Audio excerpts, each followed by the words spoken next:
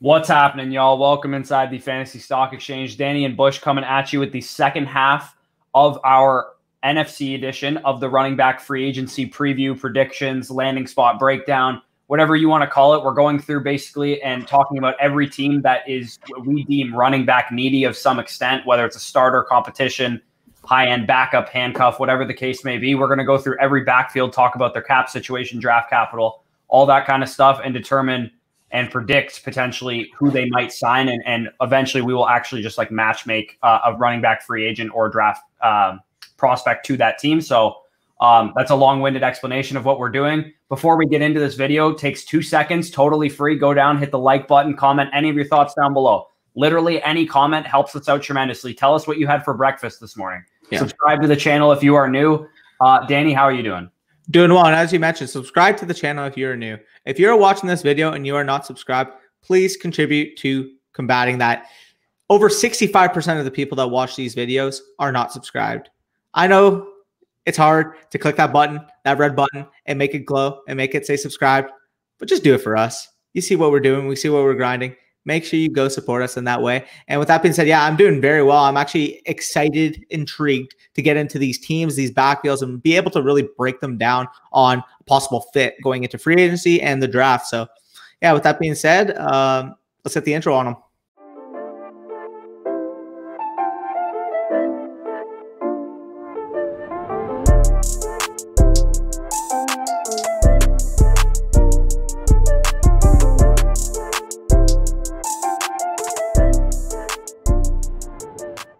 Okay, so the first division that we're going to be going through, we're going to go through division by division. We're going to start with the NFC North.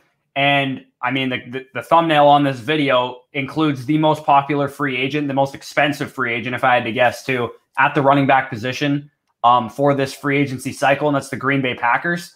Currently under contract for the Green Bay Packers, they only have A.J. Dillon of note under contract in their running back core, and notable free agents include both of the other two guys, Jamal Williams and Aaron Jones, both of the free agent running backs for the Packers. Yeah, for sure. And when I was going into this and breaking down this backfield, I had every intent on keeping Aaron Jones a part of this team. But as I broke down the financial situation of the Packers and realized that they're $32 million over the cap, I realized this is nearly impossible to accomplish. Now, what I did with this team, again, they're $32 million. 262,000 or 242 over the cap thus far, and they could potentially create just over 14 million in cap space if they were to release Billy Turner, Christian Kirksey, Dean Lowry, and Devin Funchess, which is what I would expect given their cap holds versus their dead cap penalties. So with that being said, they're still 18 million over the cap and faced with the decision between two franchise level players. Center Corey Linsley, who's coming off a first-team All-Pro season, and running back Aaron Jones, who, again, coming off his first Pro Bowl appearance this year. In this situation, you have one franchise tag and two players. You take the player that means more value to the team. And to the Packers, it's clear and evident that that franchise center, Corey Linsley, is more valuable to the team because they told us a lot by taking a second-round pick in A.J. Dillon just last offseason. That should have been the clue right away that they were willing to move on past the season looking at the financial situation. Now, if you're looking at it, this team can move on from Aaron Jones, make A.J. Dillon their main back for the 2021 season, and just address the pass-catching type role in the backfield with a round 3, round 4 running back. So if you're looking in the draft, again, we're not going to completely match make a guy here, but I think a guy like Kenneth Gainwell out of Memphis makes a ton of sense. Again, the Green Bay Packers run their wide zone scheme. This is a guy who is a fluid mover in space and can catch the ball. And I think he can complement what A.J. Dillon brings to the offense tremendously. So again, I have here Aaron Jones.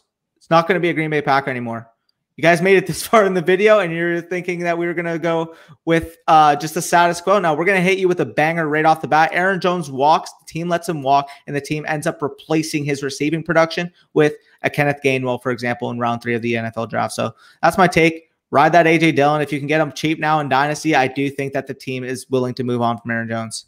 Yeah, and it's a situation where you obviously don't want to move on from Aaron Jones. Aaron Jones is a better running back than A.J. Dillon. He's more versatile running back than A.J. Dillon, but it's a cap situation, right? Like they can't just cut half their team to sign a running back to a long-term extension or to franchise tag a running back, because the reality is their GM put them in a situation last offseason where they wouldn't have to do that because maybe he anticipated Aaron Jones having another good season and potentially costing 13, 14, 15 mil a season on a long-term extension. You don't want to pay a running back, even though Aaron Jones is more than just a running back. He does give you a lot in the receiving game. You don't necessarily want to pay that position a lot of money, especially considering this is a guy that they had a 5th-round pick invested. He was making no money, right? So he's probably going to want a big-time extension because he wasn't really making anything on his rookie deal. And Aaron Rodgers was actually on the Pat McAfee show today, and he talked about the statement that he made being kind of misconstrued as he potentially is leaving, where he was like, oh, we don't know our futures, or we don't know who's going to be here next year. He said he was referring to Aaron Jones and Corey Linsley, not him.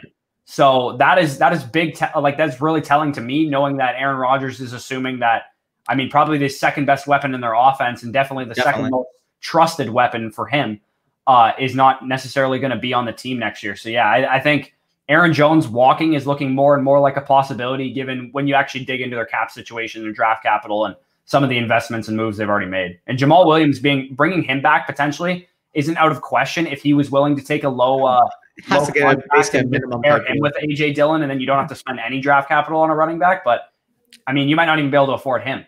100%. Yeah, the way I look at it, again, this series, if you're doing your drafts right now, or if you're in a dynasty offseason, listening to what we say in the series can help you a ton in terms of getting that competitive edge. A lot of your league mates are probably just banking on Aaron Jones returning. Maybe you can get an AJ Dillon for a late type 2nd-round pick because nobody's really truly valuing him as that next back. And vice versa, guys like Robert Tonyan get a bump in this offense. Obviously, with the lack of Aaron Jones being in the offense, there's more also targets a free agent to be distributed. Robert Tonyan? He might be a free agent too. I don't believe so. It didn't say it on the spot rack. Let me check. Either way, yeah, you can check that real quick. Yeah, if you want to keep going, I'm just going to check that because I swear to God, I heard someone say that Tonyan was a free agent too. Regardless, then AJ Dillon obviously gets a major bump in this situation. So hopefully we can provide you guys with enough value because quite simply, yeah, he's a free agent too. That is crazy and too. He's probably going to get paid too, yeah. Especially coming off the season he's coming off of, and the fact that they drafted a tight end last year, Josiah DeGuara in the 3rd round. They drafted a tight end 2 years ago, and Jay Sternberger. So they shouldn't have to pay Robert Tonyan in free agency. I think that's fool's gold to me. I think he's a product of Aaron Rodgers. Mm-hmm. Any team that pays Robert Tonyan thinking they're getting some difference maker at tight end, I really think it was just a product of the offense / a product of the quarterback play. So I don't think he's going to be back either. Regardless, and again, that's another key point. If you want to invest a cheap pick on a DeGuara or a Sternberger, you could end up getting a Robert Tonyan type upside in that offense. And another thing too is the receivers that are there currently might see a bump too because Valdez-Scantling and whoever else is there, Equanimeous St. Brown and whoever else, they might actually have some kind of a role because Devontae Adams can't do everything. Yeah, no, 100%. So again, what's the second team that we're going to be talking about today? Who's your first one up? Okay, so the next team that we have that we're going to be talking about, actually, do you want to just finish out this division? Or actually, yeah. I'll knock through this division real quick. So Minnesota, we'll just talk about them briefly. We don't have really any running back question marks about them because they have Dalvin Cook on a long-term contract. They have Alexander Mattison as a capable backup. Same goes for Chicago. They have Tariq Cohen on a long-term contract, really stupid contract that they signed him to. And David Montgomery is on his rookie contract still, and he'll be on it for another year and a half or another year or two still. So they won't have to worry about that. But if you want to talk about the Lions, this is more of a situation where it's more of a depth signing, I would say, more of a complement type signing because they have DeAndre Swift and Kerryon Johnson both on their rookie contracts. They have a notable free agent leaving probably in Adrian Peterson. But yeah, they definitely could add somebody. Yeah, to me, again, they attained their feature back in the 2020 NFL draft in the 2nd round. Detroit will almost assuredly rock on with DeAndre Swift as that main ball carrier in the backfield. With that being said, as we've seen, once they trusted that with even Kerryon before DeAndre Swift, even DeAndre Swift himself suffering some injuries this year, you need that capable depth. And quite frankly, Adrian Peterson, unless he's accepting a vet minimum type deal, I just don't see the value in bringing him back when there's so many quality backs on the market. One of those quality backs, a guy who actually filled in admirably for a top talent at the position in the league this year. I think bringing in a guy like Mike Davis on a 2-year, $8 million contract, he can really take away the dirty. Won't even cost that much. To be honest, yeah. He could really take away the dirty early down type touches from DeAndre Swift. And if DeAndre Swift were to ever go down, Mike could slide into the pass catching role. Yeah, and Mike Davis even himself has shown to be an advanced pass catcher. So I think that makes a ton of sense. They're going to let Adrian Peterson walk here and sign Mike Davis to that 2-year contract, whether it's $8 million, $6 million, whatever. He could be a really good complement to DeAndre Swift because let's be honest, even after this year, Kerryon Johnson's a free agent as well. So having a guy like Mike Davis really gives you leverage towards next year once Kerryon Johnson's going to be asking for that free agency money. So, and Mike Davis is perennially underrated. I mean, what he's done in every spot he's been in, he's never going to cost a bunch. He gets the job done. He's efficient. He can catch the ball. I think he would be a perfect guy for Swift to really learn and lean from in that backfield. Yeah, I agree. And I think he could go to another situation where he is like a clear handcuff to somebody, whether it's New York with Saquon Barkley or stays in Carolina or who the hell knows. He could go back to a situation where he is a clear handcuff and someone that is probably going to be undervalued in dynasty formats, because if he is a clear handcuff to Swift or to Barkley or whatever, he definitely has value. Look, Exhibit A is this year, right? Because top 15 back. He was top 15 weekly back in our rankings every single week. So I think that's probably a good signing for the Lions. It makes a lot of sense. To the next division that we have here, the NFC West. And I'm sure everyone, we just said let Aaron Jones walk for the Green Bay Packers. I'm sure everyone wants me to talk about him for this team, but I'm not going to. San Francisco 49ers, currently under contract. They have Raheem Mostert, who they extended / restructured his contract to give him some more money about a year ago. They have JaMychal Hasty, who's a UDFA, who's, I only say he's notable here just because it's Kyle Shanahan. He can turn any running back into a good running back. Notable free agents, though. This is why San Fran is an interesting landing spot, is because Jeff Wilson is currently a restricted free agent. There's a chance he comes back and they just run it back with the 3 backs they have right now. They have Tevin Coleman, who's a UFA, and Jerick McKinnon, who's a UFA. So they're in a really interesting spot right now. They're in a good cap situation. Some notable free agents to potentially re-sign, including Trent Williams and Jason Verrett, Solomon Thomas, but they can free up even more space, as we talked about on the quarterback episode, by cutting Jimmy Garoppolo or trading Jimmy Garoppolo. Yep. And that would free up about 24 million of just free money, and only like 2 million as a dead cap penalty. So the draft capital also pretty solid. They have the 12th and 46th pick in the top 100 of the NFL draft. They don't actually have a third rounder. I believe that was in the Emmanuel Sanders trade or something like that they lost that. However, this is a situation, in my opinion, where the 49ers may use that high draft capital, that 12th overall pick, for a quarterback upgrade, potentially to move up for a quarterback, or they could address their other needs. Say if Trent Williams walks in free agency, or if Jason Verrett walks in free agency, they might need a tackle or a corner. Additionally, too, the 49ers run scheme is not one that requires a Travis Etienne or a Najee Harris to run in it. Like Exhibit A, we have 2 undrafted free agents currently under contract for this team. And if they went to the opening day with Raheem Mostert and JaMychal Hasty as their starters, maybe they brought back Jeff Wilson, I don't think anyone is going to say, oh, the Niners need a running back. Like, it's just the scheme that they run. Yeah, no, 100%. So who do you actually have fitting in here as the free agent signing? Yeah, like the lack of a 3rd round pick stings a little bit, because I think that would be the spot where you go after maybe a Trey Sermon, Kenneth Gainwell, kind of like a mid-tier running back in this draft class. Because I think with the 46th pick, honest to God, and I'm going to say this for other teams, I think the top 3 running backs are gone by 46. Yeah, I agree. think Harris, Etienne, and Javonte Williams will all be picked before then, based on the teams that are picking between 20 and 40, like a lot of them needing running backs. So I think it stings a little bit for San Fran not having a 3rd round pick, because I think drafting someone makes sense, but I think they're going to go for the free agent route. Like I said, they're in a good cap situation, and I think Kenyon Drake just makes a whole lot of sense for them.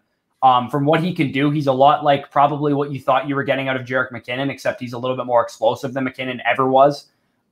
So my kind of verdict here is that you sign Kenyon Drake to a 2-year, $16 million deal, and that's currently, according to Spot Track, his market value. So I think $8 million per year, that's not a bad deal. You do 2 years, $16 million, guarantee like $7.5 million of that. I'm sure Kenyon Drake's market won't be much more than that. Yeah, no, I fully agree. I think that's actually a really good fit, again, in that San Francisco wide zone. Get a guy with the mobility of Kenyon Drake to really fit that system. And again, you got speed at running back. Exactly. Yeah. You got Raheem Mostert. You got JaMychal Hasty. Adding Kenyon Drake to that back. I think Jeff Wilson's probably back on his RFA tender too. I think that would be a slam dunk fit. Now, talking about a different scheme, but a team in the division that has made it clear that they want to establish the run, pound the rock. Hey, when you have Russell Wilson, why wouldn't you? Yeah, 100%. I mean, heck, they're such a weird team to evaluate. I mean, they possess one of the top 5 quarterbacks in the league, an elite wide receiver duo in the league, and they quite literally fired their offensive coordinator because he didn't run the ball enough. Yeah, it's not like when they were passing the ball, they were winning games or anything. No. Yes, this actually happened. They fired their offensive coordinator because they did not run the ball enough. Yes, you heard that correctly. I think they scored like the top 5 most points in the league. Their philosophy, again, as I mentioned, of establishing the run could not be met with more parallel than playoff Lenny. Uncle Lenny in the playoffs, he's going to be a Seattle Seahawk. I mean, the way he's played, the way he's really exhibited his true thundering nature and really established the Tampa Bay offense, Pete Carroll's going to see that and say, that's my guy. That's my guy. So again, this is a price that can really be lower than what we expect from Carson. Again, I currently have Lenny here at about 2 years, $12 million. And I think that's on the high side, to be quite honest. Yeah, I'm not really sure what to make of those two guys. Carson and Leonard Fournette, I could definitely see either guy getting like a 2-year, $20 million contract and a team like really loving what they bring to the table, which is like a physical running style. But if I had to guess, I would say Carson makes more money because I think Carson's a better player. And Leonard Fournette, I guess they both kind of have some injury concerns, but Leonard Fournette, I would say, has more injury concerns than Chris Carson. And he also has been less productive recently than Chris Carson. But Uncle Lenny's got the receiving, quote unquote, he's a aspect to his game down. So I could see these guys getting a similar contract. But yeah, this would not shock me at all if Pete Carroll just wanted Leonard Fournette on his roster. Currently, they have DJ Dallas and Rashad Penny of like note on their roster. I don't think anyone is going to, and if anyone tells you this, I don't think you should be buying this. I don't think Rashad Penny's going into next season as like a starting running back because I'm sure there's going to be podcasts out there and fantasy Twitter analysts out there that tell you that Rashad Penny's going to be some workhorse running back next year. The dude's coming off a torn ACL in which he didn't play did he play at all this year? I think he played a couple at the end of the season, but even even when he was on the field, he wasn't very good. So I don't see any kind of upside. Yeah, he's worth a dart throw in Dynasty, but if I had to imagine, he's going to go way higher than I'm willing to take a dart throw pick on him. I'm willing to bet he goes ahead of Leonard Fournette in Dynasty draft. He will because people love #youth. But yeah, I mean, like I just look at it. This is just the classic like bowling ball ground and pound guy that Pete Carroll would take his shirt off for 100%. Oh yeah, 100%. So Leonard Fournette's a little interesting too because I'll talk about it when I get to Tampa Bay, but he really loves it in Tampa, man. Like I could see him if they don't win the Super Bowl, even if they do, just being like, yeah, can I like run it back with Tom Brady again? Can I stay here? I'll take 1.1 million on a 1-year deal. Like I could see him doing it if he wanted to try and win again or something like that. Because he really does love it in Tampa Bay. He says it every press conference. I watch every single press conference we have because I'm a degenerate. But yeah, I could definitely see that. If he gets to the market, people are going to pay him. I can already see it coming. To the next team that we have here, we have the Los Angeles Rams. Again, another team that is more so just looking for a depth signing. I would say they currently have Cam Akers and Darrell Henderson both on their rookie contracts. Notable free agents are Malcolm Brown. And Malcolm Brown, for whatever reason, Sean McVay seems to like. They signed an RFA tender for him a couple of years ago when the Lions actually tried to claim him. I think what you do with this backfield is you run it back with the backfield that you have currently with Cam Akers and Darrell Henderson, and you bring in a cheap veteran piece or a day 3 draft pick just as depth. So this isn't one we're going to spend a lot of time on, but verdict for them is bring in Marlon Mack. He's coming off of a torn Achilles, probably going to have very little of a market for that reason. He has some upside. You probably throw him as your third running back. Won't get too much work during the season unless an injury were to happen. So I think Marlon Mack to the Rams makes a lot of sense. He fits that scheme, and he's got some upside in case either of those guys get hurt. Yeah, I really like that fit as well. And again, as you mentioned, you could have him super cheap coming off that torn Achilles. Yeah, I like it. Yeah, this is a dude that could be available like well into July and August if I had to guess. Yeah, 100%. He's probably going to sign close to the vet minimum, just maybe on a 1-year prove it type deal, to be honest. Yeah, unfortunate because I believe he has a 1,000-yard season under his belt. Yeah, and he's a talented back. It's just the problem. Again, people are going to look at a back who didn't play all year. And Achilles tears are nothing to mess with for running backs. Like I know the fantasy doctors all over Twitter, they say like there's like legitimately no example of a running back who's come back from an Achilles tear and been as good or even close to as good as he was before. And Marlon Mack, I don't think anyone was shouting that Marlon Mack was a top 10 running back in the NFL as it was. So, no. Although he was going in the second, third round area a couple years ago. Do you remember that? I do, yeah. He did rush for 1,000 yards that season. It's respectable. Yeah. All right, so the next team that we're going into here is the Arizona Cardinals. Currently under contract, they have Chase Edmonds and Eno Benjamin. Notable free agents, Kenyon Drake, as we mentioned before.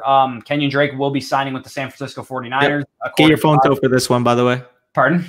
Get your phones out for this one and start recording because you guys are gonna enjoy this one. Yeah, this one's the one you're gonna enjoy. So you got $10 million in cap space, right? If you're Arizona, you have a few moves possible too to cut Robert Alford, Justin Pugh, a couple pieces that you probably don't really need to free up even more cap space, probably around the $25-30 million range.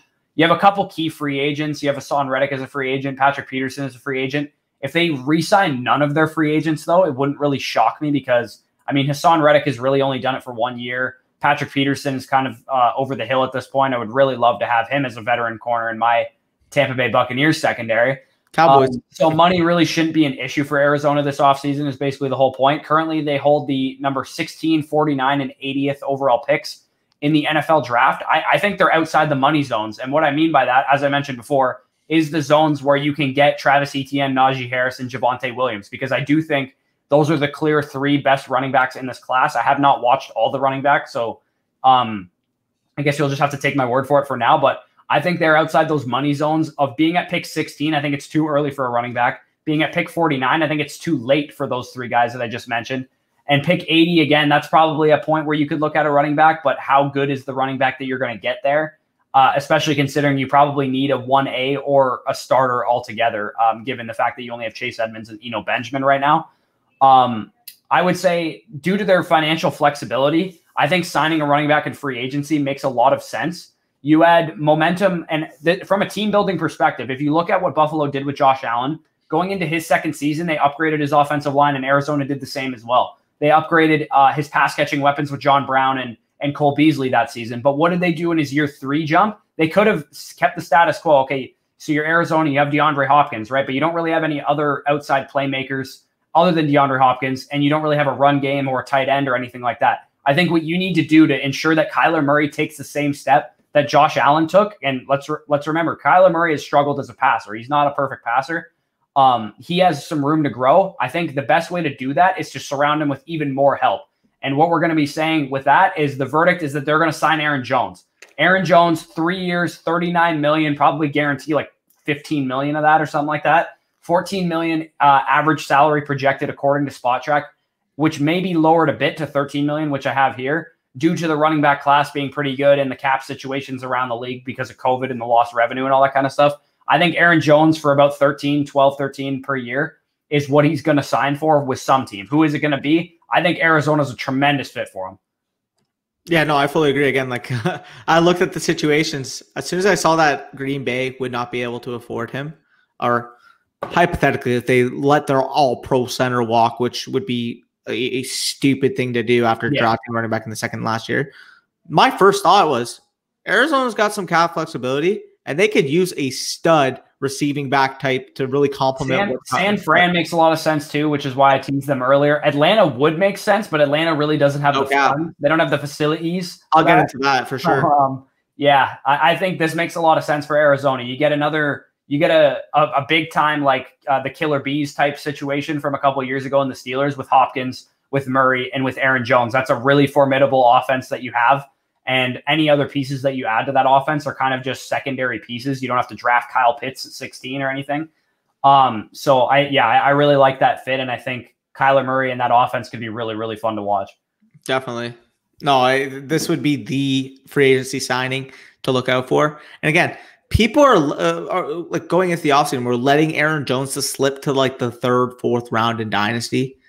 Well, guess what? As soon as he signs with Arizona, that ADP is going to go in the mid-second round, and I'm telling you that right now. So if you want to stay ahead, of the curve, guys, don't listen to all these people that are like, oh, well, what if he lands with like, I don't know, Jets. Even if he does land with the Jets, like, is that a bad landing spot? Not really. Like, it's not a good offense, obviously, but I think he would get a workhorse volume. I don't think the Jets would ever sign a running back after what happened with Le'Veon Bell. So 100%. I think you can just rule them out altogether. I think your other options are like he signs with Miami, which I don't think anyone would be opposed to.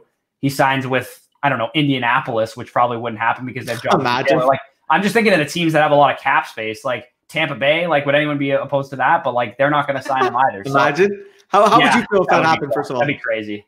Yeah. All right. Should I get into Tampa Bay or you want to get into Atlanta? You can get into Tampa Bay, then I'll end off the division with Atlanta. Actually, I will bet anyone $1,000 that my prediction about Tampa Bay comes true right now. Like, seriously, like, I'm not even kidding. This is going to happen. So the NFC South Division, Tampa Bay Buccaneers, currently under contract. They have Ronald Jones and Keyshawn Vaughn. As I mentioned, notable free agents include Leonard Fournette and Shady McCoy. Shady McCoy is done. He's washed. They're not bringing him back. Leonard Fournette has played so well that he's probably playing his way out of Tampa Bay into a bigger contract than he might have gotten if he was just kind of average this year. They have a lot of cap space. $29 million, but a lot of talented free agents that they have to bring back, including Levante David, who is their best linebacker still.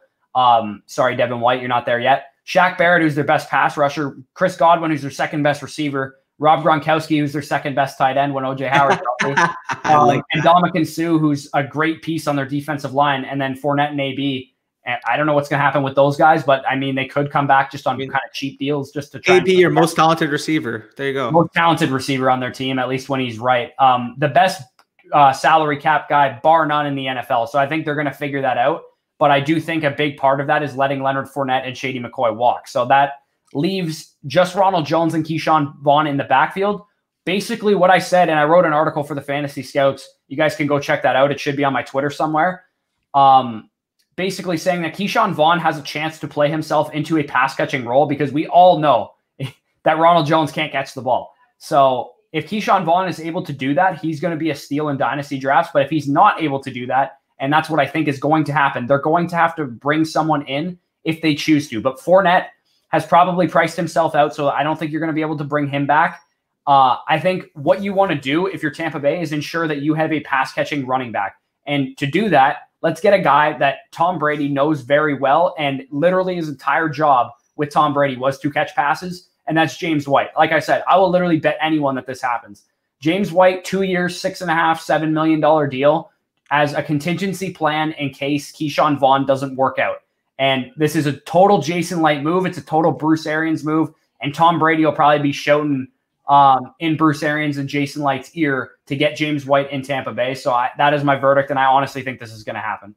Yeah, I mean, if any of you want to take Bush up on the comments, just leave on that bet, leave a comment down below and get in contact with him. But yeah, I fully agree. I mean, it's too good of a fit not to think. And if it's not him, it's going to be Rex Burkhead. It's going to be a Patriots running back and catch the ball. Sexy Rexy, all right. But yeah, no.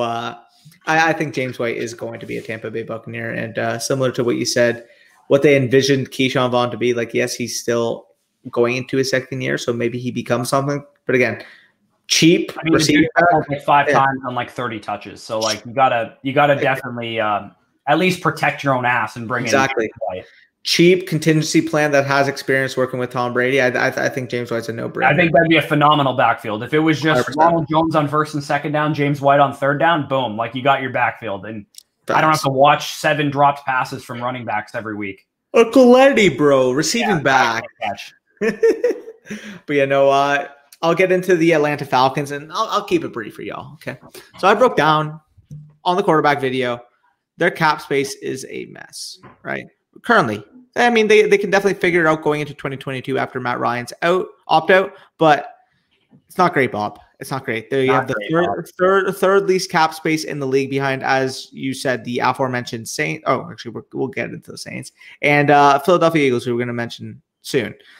They're starting and backup running backs, Todd Gurley and Brian Hill, who are both backup and backup running backs on other teams, are both free agents. And let's be honest, neither of them coming back. If either of them are brought back, I'm going to seriously question what they are doing as a franchise. Their best bet is getting cheap young production a la the NFL draft. And regardless if they are they able to secure one of the top backs or a mid-round type back, they will most likely be drafting their starter in this NFL draft. Whether that's, say, early second round in a Williams, Harris, or Etienne, or mid-rounds in, say, a Trey Sermon, Kylan Hill, Kenneth Gainwell type. So I don't know why, but I see Michael Carter as an Atlanta Falcon for some reason. Michael Carter would make sense too. The reason why I think teams might not value, this is going to sound very like prejudiced, but he measured at 5'7", and a team for whatever reason is just going to see that and say, "Oh, yeah, he's." Look at what a success Clyde Edwards-Helaire was. Yeah, there you go. Oh, complimentary back. That's how teams are going to view it as. Yeah, they do that.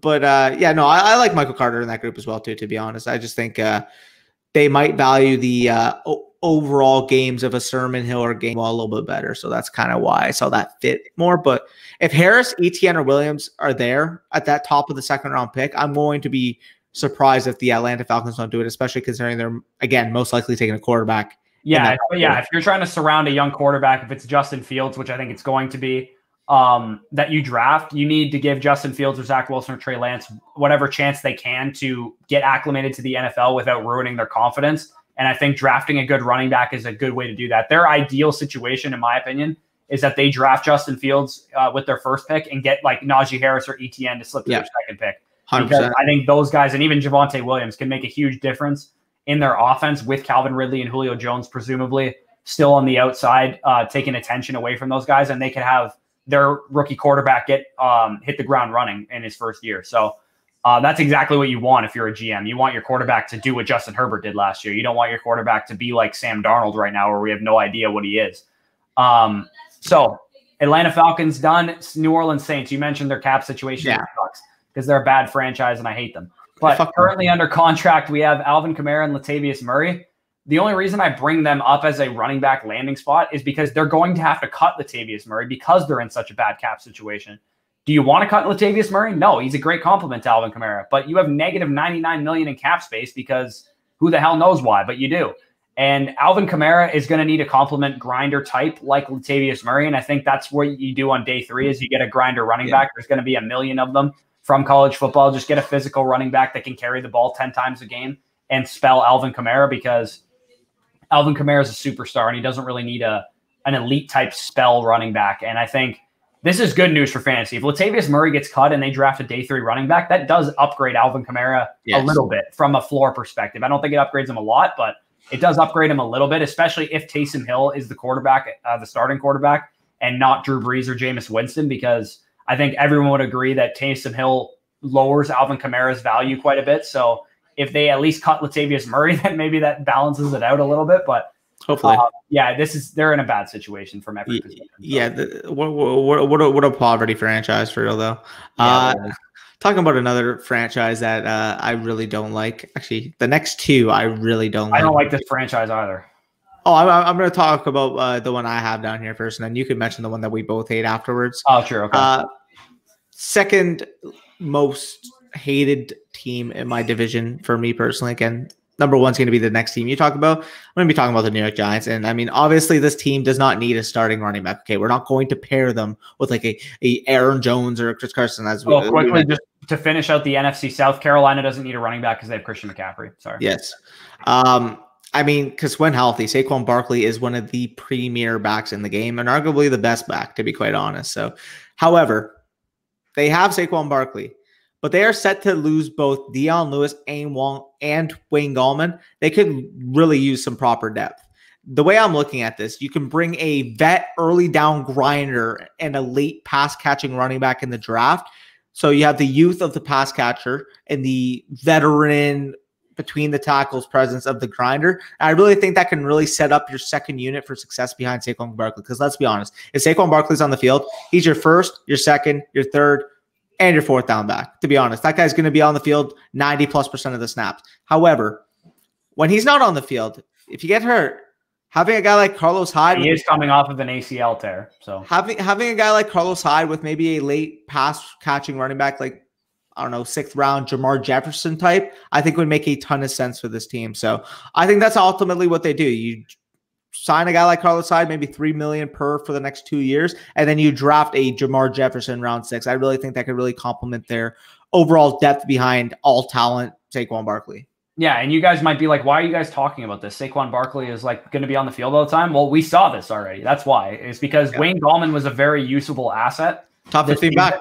He got me to the playoffs. Like, he helped me get to the playoffs in my league that I ended up winning. So a handcuff for Saquon Barkley, we know that they've already shown it. This coaching staff has already shown.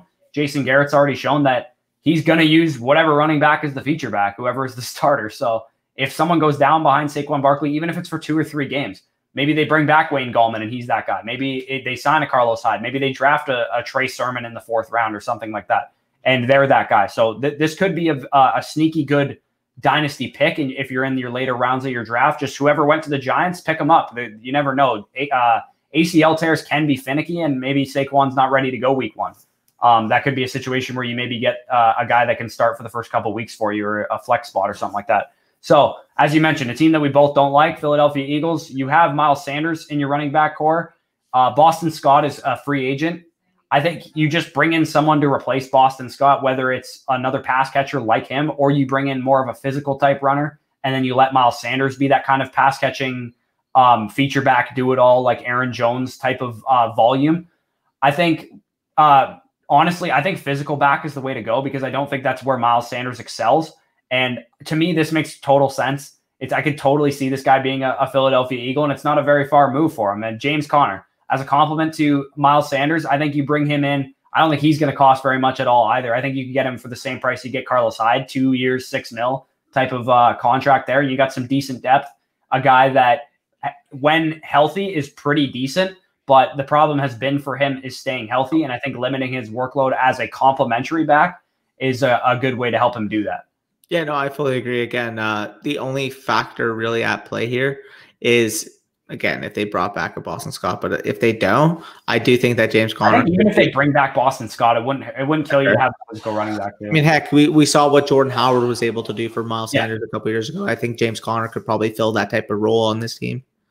Yeah, and I don't think Miles Sanders, as much as people want him to be, I don't think Miles Sanders is a guy that you want to get 80%, 90% of the snaps to. Whether he can handle it or not or whatever, because we've seen him, he hasn't really been able to stay healthy with a big workload either. And Doug Peterson is gone, and everyone's going to cheer hurrah because they hate Doug Peterson's committee philosophy, but there's a reason he has that philosophy. Is because running backs get hurt. So, yeah, having a guy that can spell and take away the dirty stuff, and I think James Conner is a perfect guy to do that. Quickly, the last 2 teams in the NFC that we haven't talked about yet, the NFC East, other teams, your team, Dallas Cowboys don't need a running back because they paid a fat running back. And not only that, but they have a good complimentary back to him and Tony Pollard. Washington football team, they currently have under contract Antonio Gibson on his rookie contract, and J.D. McKissick, who actually had a pretty good season. He led NFL in targets among running backs. Yep. I mentioned that in our ranking show. Yeah, exactly. And they could bring back a Peyton Barber, who was on the roster this year, or another type Carlos Hyde or James Conner or something like that, as a more physical runner just behind those other 2 guys, because I think they have a pretty solid backfield in there. And I don't think that's nearly one of their bigger issues on that team. So yeah, that's all the running backs that we're going to be talking about. Next week, we're going to talk about receivers. Tune into Friday's video. We're going to be doing a pre-Senior Bowl NFL mock draft. And if we're wearing the same clothes in it, it's because we're recording it right after this. So make sure you guys stay tuned to that, and leave a like on the video as usual, comment down below, subscribe to the channel if you're new. All of that helps us out tremendously. It takes 2 seconds. It's totally free. Another thing that is totally free is our Discord. You guys are going to want to make sure to be joining up in that. Last Friday, we ran a Discord mock with all of you guys, and you guys seem to enjoy that. So if you want a chance to get into those kind of things, you need to be in the Discord when we post the links, when we record those or we do them live. Exactly. Joining that Discord, free of charge. You get to really get engaged with us, get in those type of videos. And not even that, just engaging with other like-minded football minds in that Discord. Heck, we have a ton of different members in that Discord. There's people posting news in there, talking about breaking news and all that kind of stuff. It's really fun in there. And we're going to really try and grow that audience and grow that platform. And again, we're not going to be charging people to be in it. So it's totally free to use. And it's even during the season, you need a quick start sit question. None of us are available. You just be like, hey guys, who should I start? And a bunch of people will be ready to give you an answer. Yeah, no, 100%. So with that being said, we're going to head over here. And again, stay tuned later this week. Got that pre-Senior Bowl NFL mock draft coming out. So stay tuned, because we know our prospects now, and we'll give you our best insight possible. So it'll definitely be an enjoyable bid. With that being said, take it easy, y'all. We're going to head out.